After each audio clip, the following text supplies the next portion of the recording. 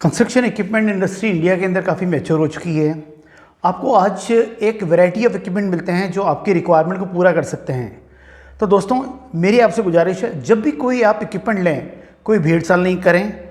Equipment को समझें, अपनी रिक्वायरमेंट को समझें और अपने इक्विपमेंट को अपनी रिक्वायरमेंट के हिसाब से इक्विपमेंट खरीदें। उस इक्विपमेंट को अपनी कसौटी पे कसें और अपने लिए एक राइट इक्विपमेंट खरीदें। दोस्तों, इस विषय पे मैंने एक वीडियो पहले भी बना चुका हूँ, उसका लिंक मैं डिस्क्रिप्शन बॉक्स में दिख रहा हूँ। How to finalise your right equipment for you, आप ज़रूर देखें। दोस्तों, मैं अपना परिचय देता हूँ। मैं संजय शुक्ला, आपका दोस्त। आज का मेरा वीडियो उन लोगों के लिए है जो एक राइट इक्विपमेंट खरीदना चाह रहे हैं लोडिंग एप्लीकेशन के लिए। ये सेगमेंट इंक्लूड करता है मीडियम और स्मॉल साइज के क्रशर, जिसकी हैंडलिंग रिक्वायरमेंट 100 से 125 टन पर आवर की है। RMC plant 30 cubic metre per hour, 45 cubic metre per hour, WM plants, hot mix plant और इंडस्ट्रियल सेगमेंट, जिनकी रिक्वायरमेंट इस सेगमेंट में आ रही है। इन सेगमेंट के लोगों को क्या इक्विपमेंट खरीदना चाहिए। दोस्तों, एक छोटा सा डिस्क्लेमर है, मैं आपको बिल्कुल क्लियर करना चाहता हूँ, ये एंटायरली आपका डिसीजन है कौन सा इक्विपमेंट लेते हैं, किस ब्रांड का लेते हैं, किस मेक का लेते हैं, लोडर लेते हैं या लोडर बैकहो लेते हैं।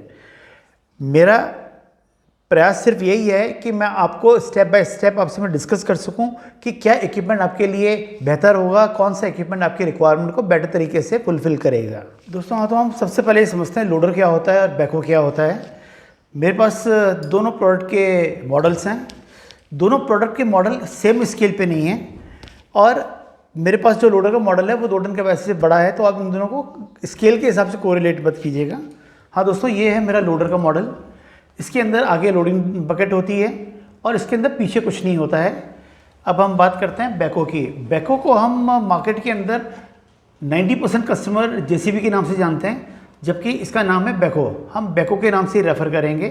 इसके अंदर आगे लोडिंग बकेट होती है और पीछे एक्सकेवेटिंग बकेट होती है। अगर हमारी रिक्वायरमेंट 100-125 टन पर आवर की है मटेरियल हैंडलिंग रिक्वायरमेंट, तो हमारे पास 4 तरह के ऑप्शन अवेलेबल हैं।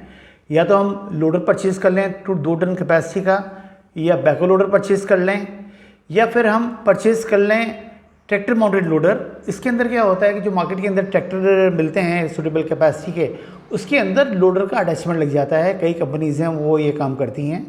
और चौथा ऑप्शन जो अवेलेबल है वो है स्किड स्टीयर लोडर का।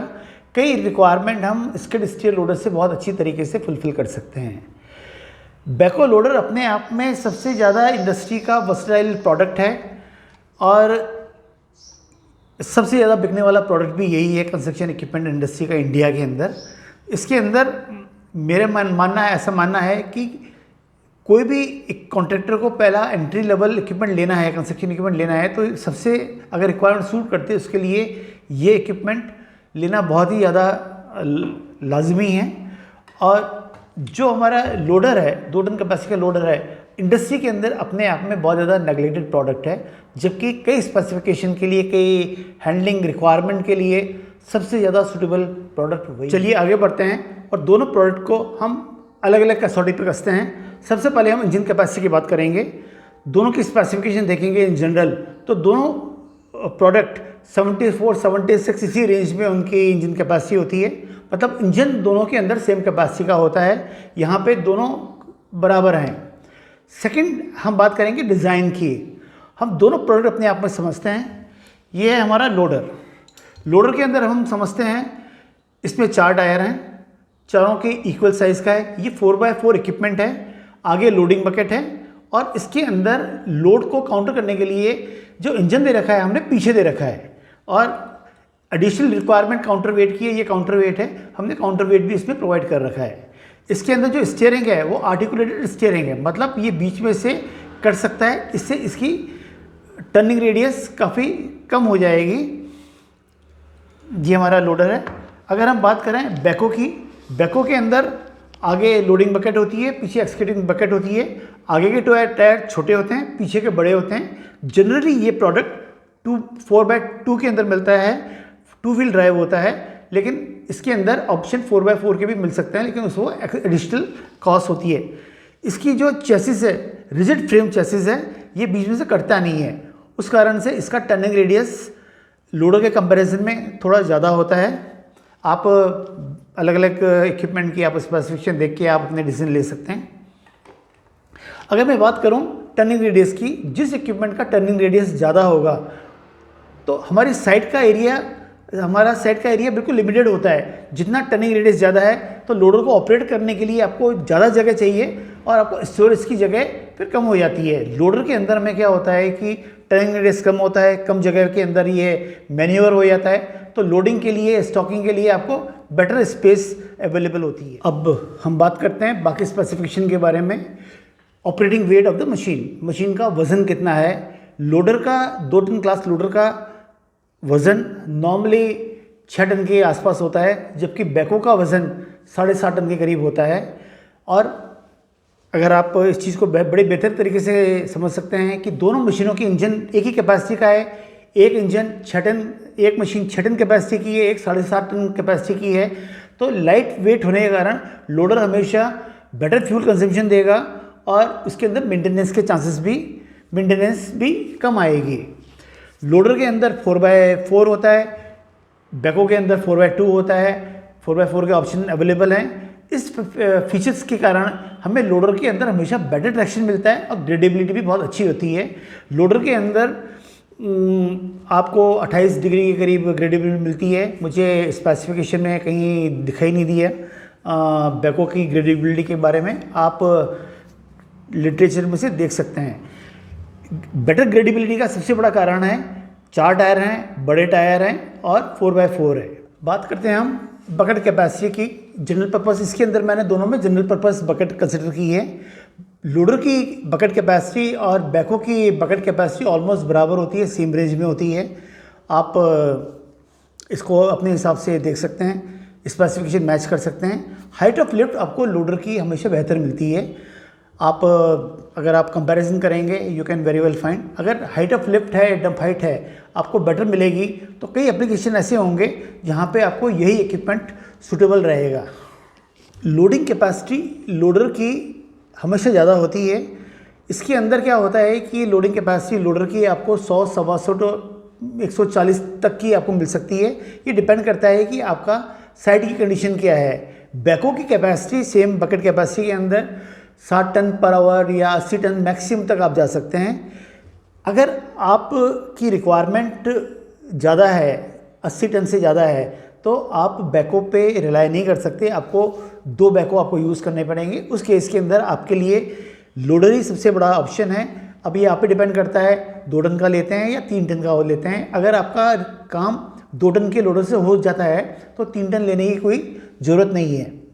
लोडर के अंदर अगर आप डिज़ाइन देखें, लोडर की जो डिज़ाइन होती है उसके अंदर टर्निंग रेडियस काफ़ी अच्छा होता है, पीछे कोई टेल नहीं होती है।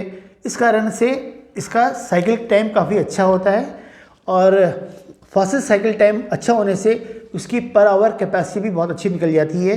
बैको के अंदर क्या होता है कि जो एक तो चैसिस है, जैसे आपने पहले ही बात की थी, चैसिस थोड़ा रिजिड होता है, प्लस आपको एडिशनल जो एरिया जो क्लियर करना पड़ता है, आपको बैकएंड भी क्लियर करना पड़ता है, उससे उसका साइकिल टाइम आपको प्रिकॉशन भी लेनी पड़ती है, तो आपका साइकिल टाइम बहुत ज़्यादा हो जाता है। दोस्तों, अब हम बात करते हैं प्राइसेस की, जो हम सब लोगों के लिए बहुत इंपॉर्टेंट रोल रखती है। 2 टन का BS4 लोडर किसी भी कंपनी का नॉर्मली 29 लाख के करीब आ जाता है F4 प्राइसेस। इसके अंदर TCS और RTO, लोकल RTO एक्सपेंसेस अलग होते हैं।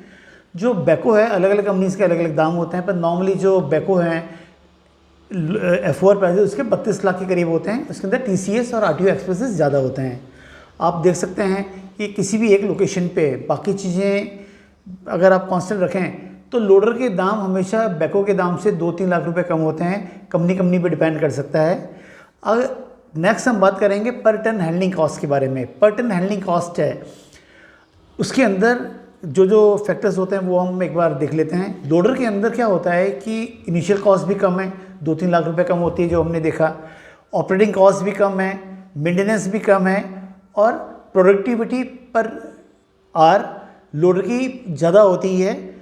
इन सब चीज़ों को अगर आप सम अप करें तो पर टन हैंडलिंग कॉस्ट लोडर की हमेशा काफ़ी अट्रैक्टिव रहेगी, अगर आपकी रिक्वायरमेंट उस लोडर आपका मीट करता है तो। सर्विस की बात करें तो लोडर की इंडस्ट्री, 2 टन क्लास लोडर की इंडस्ट्री सारी कंपनीज मिला के 60 मशीनें भी नहीं है, जबकि बैको की जो मार्केट साइज़ है या जो लास्ट ईयर जो सारी कंपनीज ने मिला के जो बैको बेचे हैं वो 42,000 लोडर्स बैकोस 42,000 बैकोस बिके हैं लास्ट ईयर।